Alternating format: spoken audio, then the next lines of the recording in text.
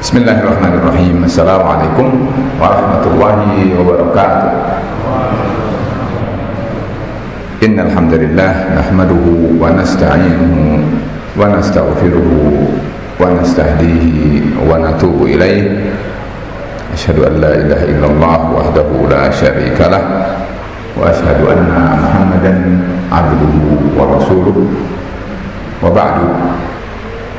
Jamaah salat tarawih yang dirahmati Allah Subhanahu wa taala, di malam yang ke-9 ini saya ingin menyampaikan satu hadis yang kembali harus menjadi bagian dari muhasabah kita, introspeksi kita.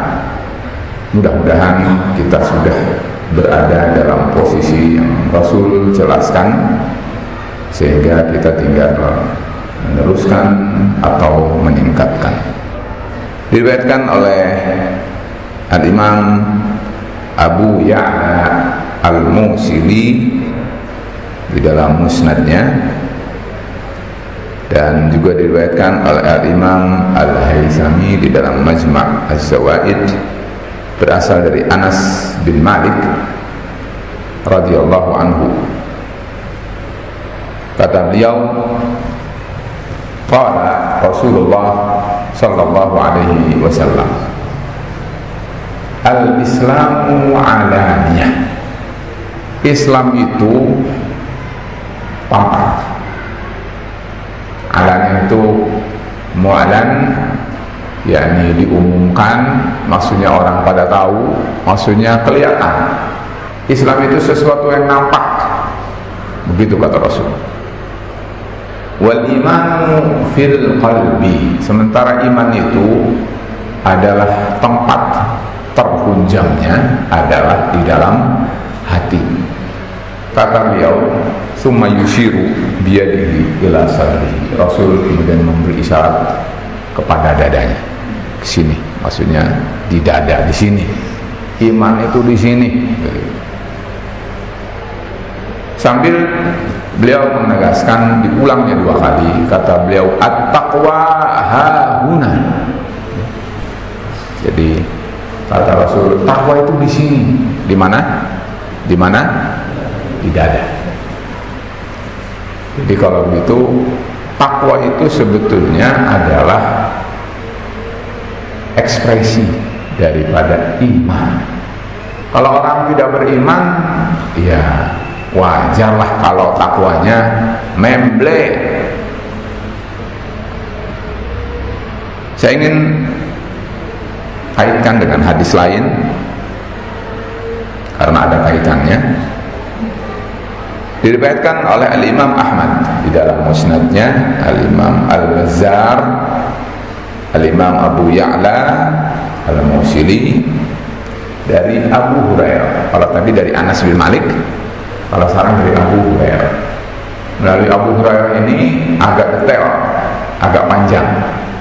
Coba kita simak bersama. Kata beliau, qala Rasulullah sallallahu alaihi wasallam. Rasulullah bersabda, la tahasadu, berasal dari kata hasad. Jangan kalian saling hasad.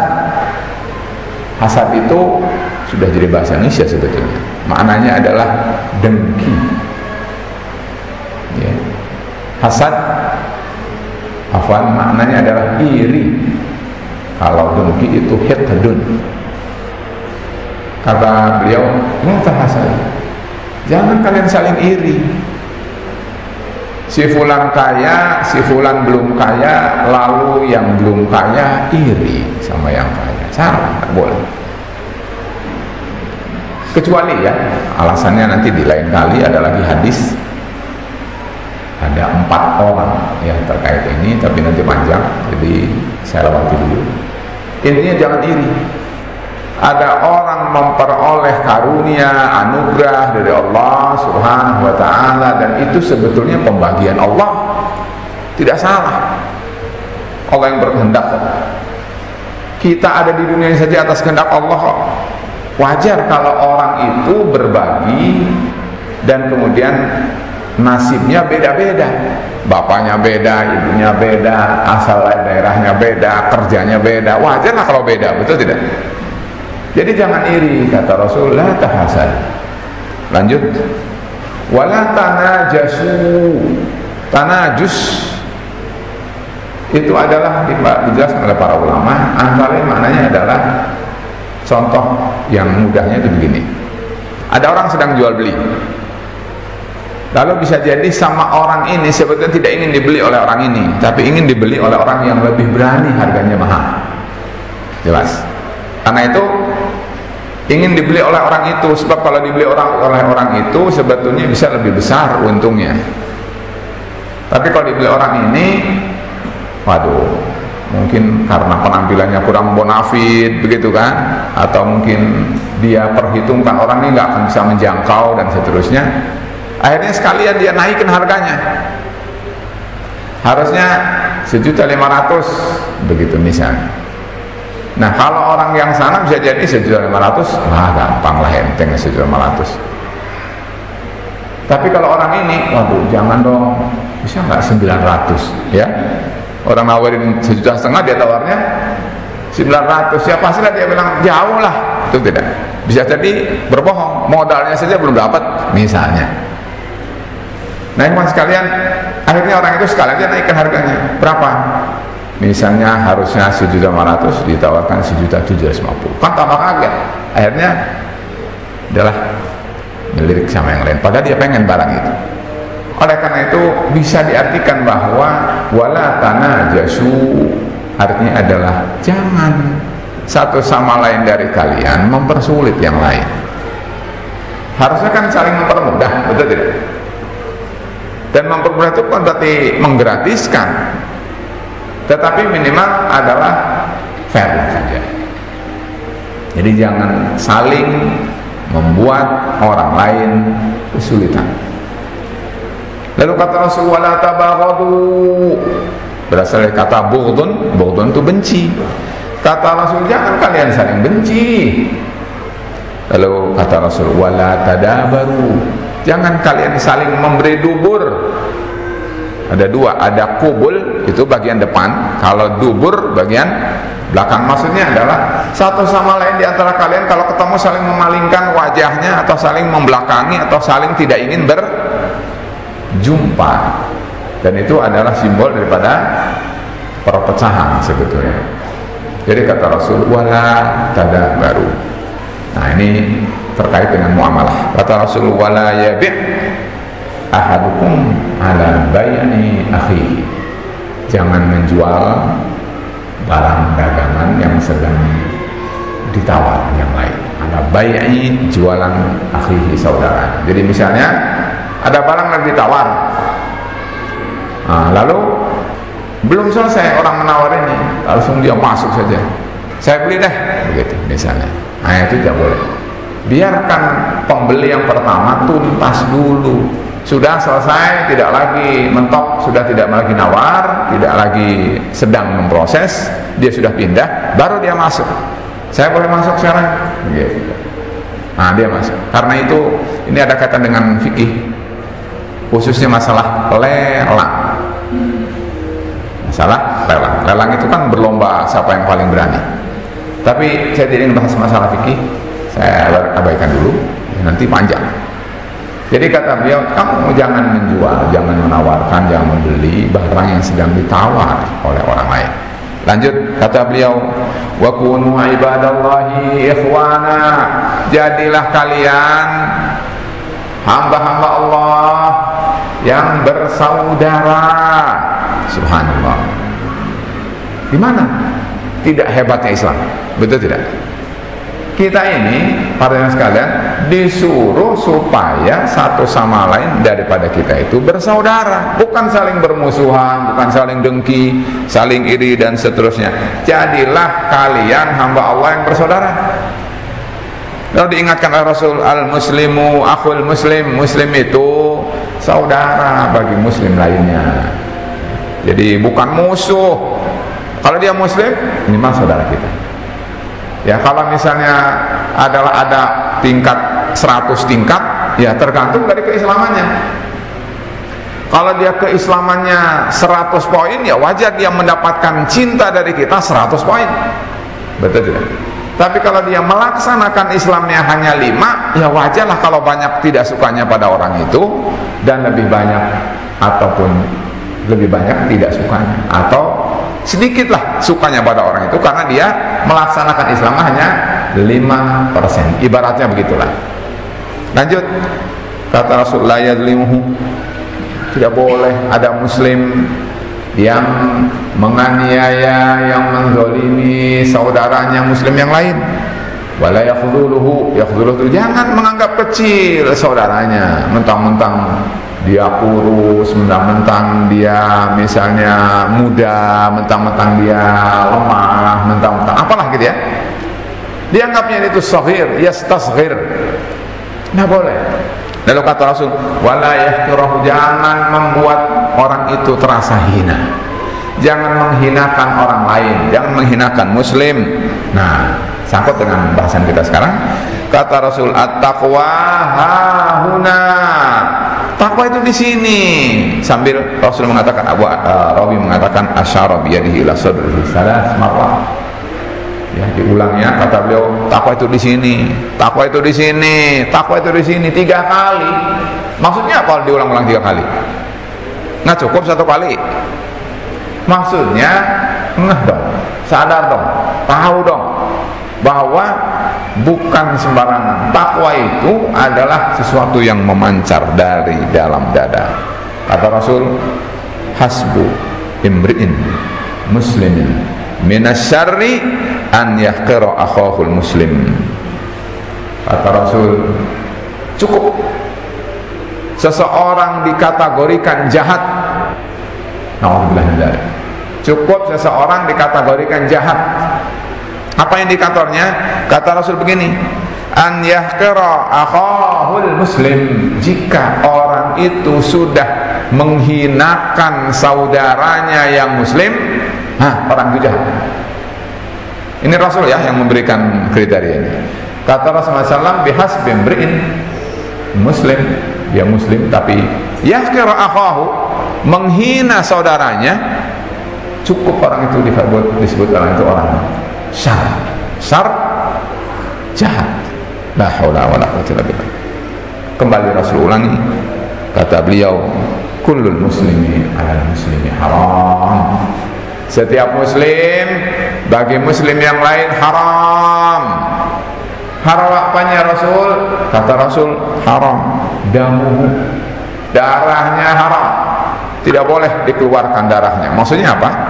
Tidak boleh dilukai, tidak boleh disakiti, apalagi sampai dibunuh, tidak boleh. Sebenci apapun orang itu kepada dia, tidak boleh. Orang itu adalah kemudian menyebabkan terluka. Wa maluhu, hartanya juga tidak boleh, haram. Kalau dia adalah harta muslim, haram. Tidak boleh dicopet, tidak boleh dicuri, tidak boleh dirampok, tidak boleh digarong. Harusnya kan ditunaikan amanahnya, jangan dirampas, jangan diambil. Dan ketiga adalah harga diri. Harga diri muslim itu haram, tidak boleh dipermalukan, tidak boleh disakiti, tidak boleh dihinakan dan seterusnya. Kawan sekalian, banyak sekali poinnya, betul tidak? Ya, tentu saya tidak akan jelaskan semuanya, tetapi yang ingin saya garis bawahi adalah bahwa kata Rasul, takwa itu di sini di mana? Dada. Jadi kawan sekalian, kalau dada kita beres, insya Allah Ta'ala kita akan terpancar dari kita sikap, bicara, ucap, dan perbuatan yang menunjukkan bahwa kita adalah bertakwa kepada Allah Subhanahu wa Ta'ala. Dan saya ingin ingatkan hewan sekalian, makna takwa itu nanti harus terngiang-ngiang, diulang-ulang terus. Takwa itu adalah terulang akarnya kepada satu, harus membersihkan diri, harus membentengi diri, harus menjaga diri, harus berikutnya adalah takut kepada Allah, dan berikutnya harus waspada, hati-hati. Nah, akar-akar kata itu yang akan menjadi dasar bagi pengembangan apa sebetulnya takwa itu. Nah, cuman tadi adalah hadis-hadis yang tentu mudah-mudahan kita bisa simak secara ringkas bahwa takwa itu teman sekalian sesuatu yang ada di dalam dada. Ya, misalnya dalam Al-Quran kalau kita lihat kata Allah, wa may yu'azzim sya'airallah wa huwa min taqwal qulub. Orang yang mengagungkan syiar Allah, mereka adalah orang-orang yang hatinya bertakwa atau menunjukkan adanya takwa di dalam hati mereka. Nah, kalau orang itu meremehkan, ya, apalagi saya ulang 3 kali, mulai ada orang yang merendahkan Nabi dan Rasul Muhammad sallallahu alaihi wasallam, misalnya dengan mengatakan katanya dia atau Rasulullah SAW itu adalah cabul. Wah, ini sudah, kalau saja Indonesia ini menerapkan hukum Allah, maka bagian dari bukti menjaga Islam supaya orang tidak berani macam-macam kepada Islam, atau dalam bahasa syariatnya disebut dengan hifdzuddin, menjaga agama, ya tidak boleh diremeh-temehkan begitu. Loh, orang kalau sudah nabinya yang direndahkan, nabinya yang diolok-olok, berarti ajarannya berharga tidak? Nggak ada harganya. Karena itu harusnya orang seperti itu kalau menurut pandangan Islam halal darahnya,